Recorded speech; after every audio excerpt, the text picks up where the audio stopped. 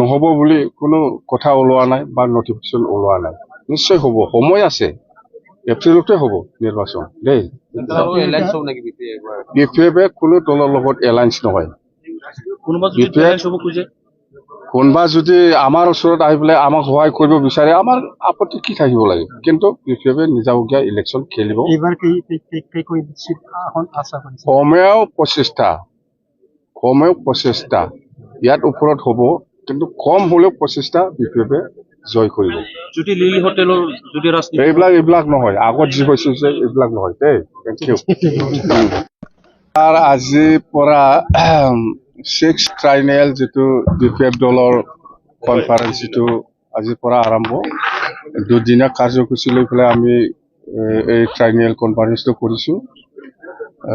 তো আজি আমি ৰাতিপুৱা ভাগত 11টা বজাৰ পৰা আজি 2টা বজালৈকে আমাৰ PMB বডিৰ 46জন যিটো PMB সদস্য আছে, সিহঁতক লৈ পেলাই আমি প্ৰিলিমিনাৰী আমি আমাৰ CWC বা ডেলিগেটত আমি কি আলোচনা কৰিম, আৰু আগন্তুক দিনত আমি 2025ত যিটো নিৰ্বাচন হ'বলৈ গৈ আছে BTC, ইয়াত আমি কি সমস্যা লৈ পেলাই বা কি ইছ্যু লৈ পেলাই আমি পাব্লিকৰ মাজত যাব, সেইবিলাক গোটেই বিষয় লৈ আমি আলোচনা কৰিছোঁ। বহুত আছে, যেনক 1 নম্বৰ কামটো হ'ব আমাৰ 2025ত যিটো ইলেকশ্যন কেম্পেইন বা 2025ত যেতিয়া নেকি BPF চৰকাৰ আহিব, প্ৰথম কামটো হ'ব আমাৰ যিটো 16টা ডিপাৰ্টমেণ্টটো প্ৰমোদ বড়ো চৰকাৰ UPPL চৰকাৰে দিছপুৰত ট্ৰেন্সফাৰ কৰি দিছে পাৱাৰ ফাংচনবিলাক,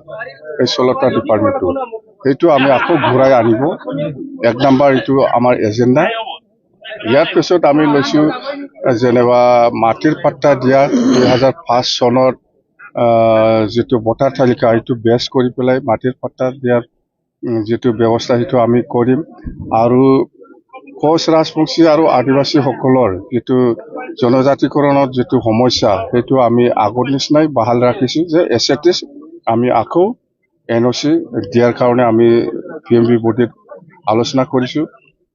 আৰু গোৰ্খাসকলৰ যিটো প্ৰত্যেক ক্লাছৰ যিটো সমস্যা, আসাম কেবিনেটে যিটো ডিচিশ্যন লৈছে, আমাৰ কোনো আপত্তি নাই। যদি গভৰ্ণমেণ্ট অফ ইণ্ডিয়া বা গভৰ্ণমেণ্ট অফ আসামে যিটো ডিচিশ্যন ল'ব, সেইটোকে আমি ৱেলকাম জনাই পেলাই গোৰ্খাসকলক NOC-টো আমি দিম।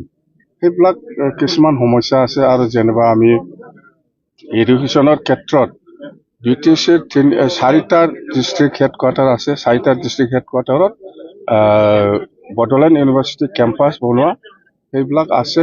আৰু প্ৰত্যেকটা ডিষ্ট্ৰিক্ট হেডকোৱাৰ্টাৰত মানে যিকোনো এক্সাম, কম্পিটিটিভ এক্সাম, যিকোনো চাকৰিৰ ক্ষেত্ৰত UPSC হওক, APSC হওক বা যিকোনো ক্লাৰিকেল বা যিকোনো এক্সাম, ইয়াৰ কাৰণে আমি ডিষ্ট্ৰিক্টবিলাকক হেডকোৱাৰ্টাৰত এটা কোচিং চেণ্টাৰ আমি BTCয়ে বনাব।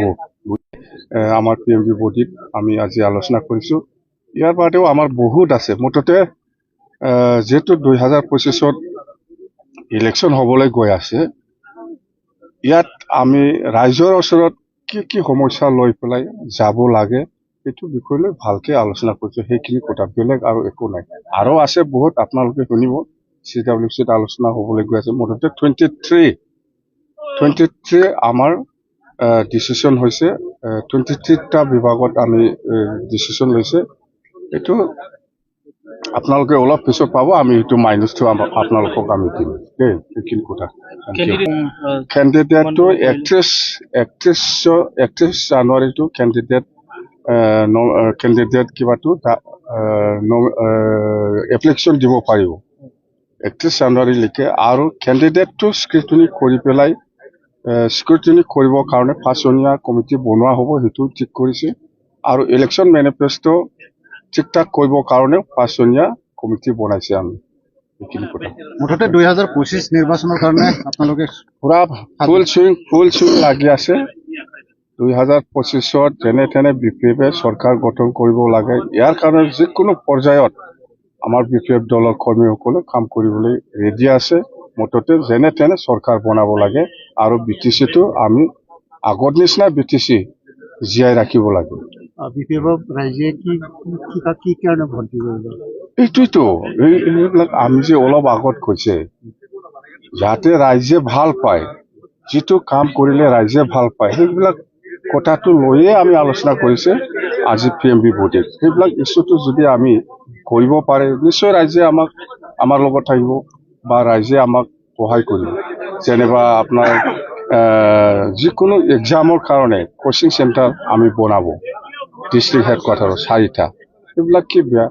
বডোলেণ্ড ইউনিভাৰ্চিটি কেম্পাছ প্ৰত্যেকটা ডিষ্ট্ৰিক্ট হেডকোৱাৰ্টাৰত বনাব, সেইবিলাক কি বেয়া? এইবিলাক আৰু কি। আৰু যেনিবা কোচ ৰাজবংশী আৰু আদিবাসীসকলৰ কাৰণে যিটো জনজাতিকৰণৰ যিটো সমস্যা, ইয়াৰ ক্ষেত্ৰত আমি আগৰ নিচিনাই বাহাল ৰাখিম। আমি আকৌ ছাপৰ্ট কৰিম, আকৌ NOC দিম। গোৰ্খাসকলৰ ক্ষেত্ৰত যিটো প্ৰটেক্টেড ক্লাছৰ যিটো সমস্যা আছাম কেবিনেটে পাছ কৰিলে, সেইটো আমি ছাপৰ্ট কৰিছোঁ। যদি এছেম্বলিত পাছ কৰি পেলাই যিকোনো আইন যদি আছাম চৰকাৰে বনায়, ইয়াৰ কোনো আপত্তি থাকিব লগা নাই। কিন্তু অকল কেবিনেট পাছ কৰিছে, এইটো আছাম এছেম্বলিত পাছ হ'ব লাগিব বা দিল্লী পাৰ্লিয়ামেণ্টত পাছ কৰিব। তো ইয়াত আমাৰ কোনো আপত্তি কৰাৰ কোনো প্ৰশ্ন নাহে।